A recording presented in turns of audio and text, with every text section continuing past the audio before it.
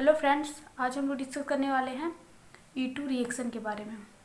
इसके पहले हम आपको E1 रिएक्शन के बारे में बता चुके हैं। अगर आप वो वीडियो नहीं देखे हैं तो प्लेलिस्ट में जाके देख सकते हैं। आज हम लोग डिस्कस करेंगे E2 रिएक्शन के बारे में। इसको हम बाईमॉलिक्यूलर एलिमिनेशन रिएक्शन भी कहते हैं।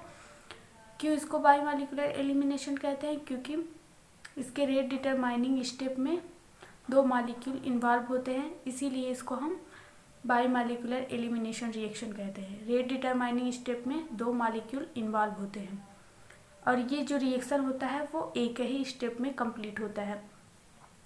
If 2 molecule is involve in rate determining step then reaction is called bimolecular elimination reaction.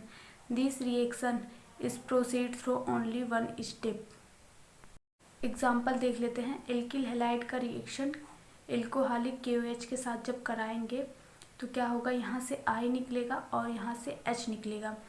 जब यहाँ से H निकलेगा, H जो है वो कहाँ से निकलता है, बीटा पोजीशन से H+ से निकलता है। तो यहाँ पे डबल बॉन्ड का फॉर्मेशन हो जाएगा, एल्केन बन जाएगा और KI और H2O जो है वो बाई प्रोडक्ट के रूप में बाहर निकल जाएंगे। I और H जो है एक ही साथ निकलते हैं। यहाँ पे कार्बोकेटायन का फॉर्मेशन नहीं होता है, यहाँ पे ट्रांजिशन स्टेट का फॉर्मेशन होता है। अब इसका मैकेनिज़्म देख लेते हैं कि मैकेनिज़्म कैसे होता है। यहाँ पे स्ट्रॉन्ग बेस लेते हैं। स्ट्रॉन्ग बेस क्यों लेते हैं? क्योंकि स्ट्रॉन्ग बेस जब रहता है तो ये I के निकलने का वेट नहीं करता है, उसके पहले ही ये अटैक कर देता है। जब यहाँ पे स्ट्रॉन्ग बेस लेंगे, स्ट्रॉन्ग बेस यहाँ पे KOH लिए हैं तो OH जो है वो न्यूक्लियोफाइल है तो ये यहाँ पे अटैक करेगा, यहाँ से H+ को लेके जाएगा और ये वाला बॉन्ड जो है वो यहाँ पे शिफ्ट हो जाएगा और I जो है लीविंग ग्रुप के रूप में बाहर निकल जाएगा। तो यहाँ पे एल्कीन का फॉर्मेशन हो जाएगा और KI और H2O जो है वो बाई प्रोडक्ट के रूप में निकल जाएंगे। यहाँ पे ट्रांजिशन स्टेट बनता है। ये ट्रांजिशन स्टेट पहले देख लेते हैं कैसे बनता है। CH3 है, CH है। जब OH जो है माइनस जो है यहाँ पे अटैक करेगा तो H वाला बॉन्ड जो है वो वीक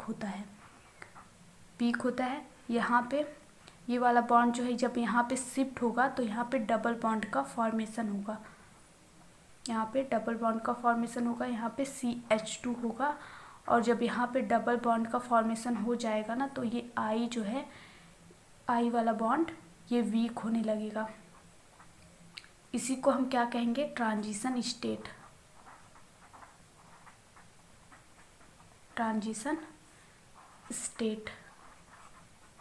और इसी को हम कहते हैं बेबी एल्कीन। इसको हम कहेंगे बेबी एल्कीन। अब इम्पॉर्टेंट पॉइंट देख लेते हैं। देखेंगे। सबसे पहले हम देखेंगे इसका calculation of order of reaction इसका क्या होता है। हम आपको पहले ही बता चुके हैं। इसके रेट डिटरमाइनिंग स्टेप में 2 मॉलिक्यूल इन्वॉल्व होते हैं। उसमें क्या होता था, केवल एल्किल हैलाइड ही इन्वॉल्व होता था। यहाँ पे एल्किल हैलाइड के साथ साथ स्ट्रॉन्ग बेस भी इन्वॉल्व हो रहा है। यहाँ पे देखिए स्ट्रॉन्ग बेस भी इन्वॉल्व हो रहा है। यही जो है वो स्लोएस्ट स्टेप है और यही जो है RDS है, रेट डिटरमाइनिंग स्टेप यही है। तो यहाँ पे देखेंगे तो आप स्ट्रॉन्ग बेस भी इन्वॉल्व हो रहा है और एल्किल हैलाइड भी इन्वॉल्व हो रहा है, इसलिए ये दोनों के कंसंट्रेशन पे डिपेंड करेगा। अगर एल्किल हैलाइड की कंसंट्रेशन को चेंज करेंगे तब भी रेट ऑफ रिएक्शन पे इफेक्ट होगा, स्ट्रॉन्ग बेस की कंसंट्रेशन को चेंज करेंगे तब भी रेट ऑफ रिएक्शन जो है वो इफेक्ट होगा। तो ये क्या होगा, सेकेंड ऑर्डर रिएक्शन होगा। ये होगा सेकेंड ऑर्डर रिएक्शन। अब सेकेंड पॉइंट देखेंगे। E2 रिएक्शन में हम क्या लेते हैं, स्ट्रॉन्ग बेस लेते हैं। E2 रिएक्शन में स्ट्रॉन्ग बेस लेते हैं। अब स्ट्रॉन्ग बेस क्यों लिए हैं, इसलिए स्ट्रॉन्ग बेस लेते हैं क्योंकि ये जो है लीविंग ग्रुप के निकलने का वेट ना करे, उसके पहले ही ये अटैक कर दे, इसीलिए यहाँ पे स्ट्रॉन्ग बेस को लेते हैं। E2 reaction take place in the presence of strong base. अब एग्जाम्पल देख लेते हैं स्ट्रॉन्ग बेस क्या क्या होते हैं। यहाँ पे देखिए एग्जाम्पल, एल्कोहलिक KOH होता है, एल्कोहलिक NaOH होता है, RO- होता है, CH3O- होता है, C2H5O- होता है, ETC। ये सब जो होते हैं क्या होते हैं, स्ट्रॉन्ग बेस होते हैं। और यहाँ पे सॉल्वेंट क्या होता है, पोलर एप्रोटिक।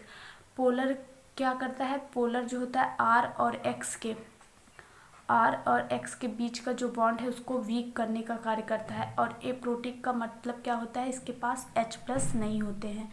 एप्रोटिक का मतलब है इसके पास H+ नहीं है। अब देखेंगे कौन कौन से फैक्टर हैं जो E2 रिएक्शन के रेट को इफेक्ट करते हैं। Factor which affect rate of E2 reaction. First होता है nature of alkyl halide. Alkyl halide के नेचर के ऊपर डिपेंड करते हैं। अब एल्किल हैलाइड के नेचर के ऊपर क्यों डिपेंड करेंगे, यहाँ पे हम आपको बताए थे कि ट्रांजिशन स्टेट का फॉर्मेशन होता है और जो ट्रांजिशन स्टेट बनता है उसको हम क्या कहते हैं, बेबी एल्कीन कहते हैं। बेबी एल्कीन कहते हैं। और यहाँ पे हम देखेंगे कौन सा एल्कीन ज़्यादा स्टेबल बनेगा। जो ज़्यादा स्टेबल बनेगा वही जो है E2 रिएक्शन ज़्यादा देगा। एल्कीन जो ज़्यादा स्टेबल बनेगा वही E2 रिएक्शन ज़्यादा देगा। और कौन से एल्कीन जो होते हैं वो स्टेबल होते हैं, जो ज़्यादा सब्स्टिट्यूटेड होते हैं वो एल्कीन जो होते हैं वो ज़्यादा स्टेबल होते हैं, क्योंकि उसमें हाइपर कॉन्जुगेशन स्ट्रक्चर ज़्यादा बनते हैं, इसलिए वो एल्कीन जो होते हैं वो ज़्यादा स्टेबल होते हैं। एल्कीन बना के देखेंगे कौन से ज़्यादा सब्स्टिट्यूटेड एल्कीन है। जो ज़्यादा सब्स्टिट्यूटेड एल्कीन होंगे वो स्टेबल होंगे और उसमें E2 रिएक्शन जो होगा वो ज़्यादा होगा। तो यहाँ से जब X निकालेंगे और यहाँ से H निकालेंगे तो यहाँ पे डबल बॉन्ड क्रिएट होगा, हाँ, और यहाँ पे CH2 हो जाएगा। और यहाँ से जब X निकालेंगे और यहाँ से H जब निकालेंगे तो यहाँ पे डबल बॉन्ड क्रिएट होगा। तो इसके पास एक ही CH3 है, लेकिन इसके पास क्या है, 2 CH3 है। तो ये ज़्यादा सब्स्टिट्यूटेड होगा। जब ये ज़्यादा सब्स्टिट्यूटेड होगा तो ये वाला ज़्यादा स्टेबल होगा, देन ये वाला होगा। और यहाँ से जब निकालेंगे तो इसके पास एक भी CH3 नहीं रहेंगे। यहाँ से निकलने के बाद CH2 डबल बॉन्ड CH2 बनेगा, तो ये होगा ज़्यादा स्टेबल। तो इसमें क्या होता है, टर्शियरी में सबसे ज़्यादा E2 रिएक्शन होता है, फिर सेकेंडरी में E2 रिएक्शन ज़्यादा होता है, फिर प्राइमरी में E2 रिएक्शन ज़्यादा होता है। और इवन रिएक्शन भी सबसे ज़्यादा टर्शियरी में होता है, फिर सेकेंडरी में होता है, फिर प्राइमरी में होता है। सेकेंड देखेंगे nature of leaving group. Nature of leaving group जो है वो सब में सेम होगा।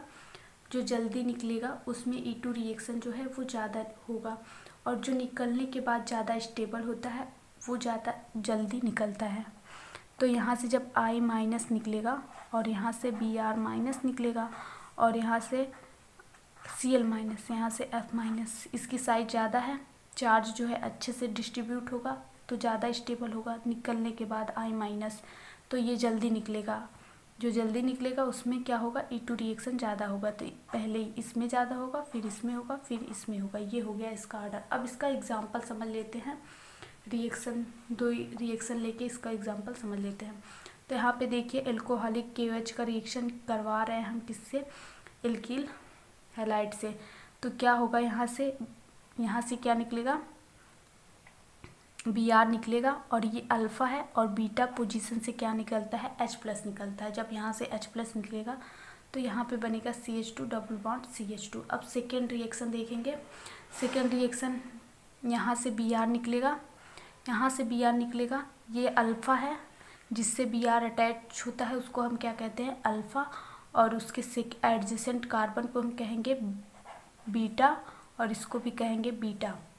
तो यहाँ पे 2 बीटा है, तो पहले हम यहाँ से निकाल लेते हैं। तो क्या बनेगा, CH3 CH2 double bond CH CH3 बन जाएगा। और इसके बाद यहाँ से H+ निकाल ले रहे हैं तो यहाँ पे बनेगा CH3 CH2 CH CH3। तो यहाँ पे सेटजेफ रूल लगता है। सेटजेफ रूल लगता है। सेटजेफ रूल क्या कहता है, जो मोर सब्स्टिट्यूटेड एल्कीन होता है उसको हम कहेंगे सेटजेफ एल्कीन। जो मोर सब्स्टिट्यूटेड एल्कीन होता है उसको हम कहेंगे सेटजेफ एल्कीन, और वही मेजर होता है। ये जो है ज़्यादा सब्स्टिट्यूटेड है ये वाला, इसीलिए इसको हम कहेंगे मेजर एल्कीन है, ये मेजर बनेगा, और इसको हम कहेंगे सेटजेफ एल्कीन। ये रूल हम आपको E1 रिएक्शन जब पढ़ा रहे थे उसी में बता दिए थे। और ये जो है कम सब्स्टिट्यूटेड है, इसीलिए इसको हम कहेंगे हाफ मैन, और इसको क्या कहते हैं, माइनर। ये कम बनता है, माइनर प्रोडक्ट। ये माइनर होता है और ये मेजर होता है। ये सब्स्टिट्यूटेड ज़्यादा है, ये तो समझ में आ रहा होगा ना आपको। यहाँ पे CH3 2 लगे हैं और यहाँ पे H जो है वो ज़्यादा लगे हैं, यहाँ पे H ज़्यादा लगे हैं, इसीलिए ये वाला ज़्यादा सब्स्टिट्यूटेड है और ये वाला कम सब्स्टिट्यूटेड है। आई होप ये वीडियो आपको अच्छी लगी हो। वीडियो अच्छी लगी हो तो लाइक करिए, चैनल पर नए हैं तो चैनल को सब्सक्राइब कर लीजिए। Thank you for watching this video. अगर आप नोट्स को बनाना चाहते हैं प्रॉपर तो इसका स्क्रीनशॉट ले सकते हैं।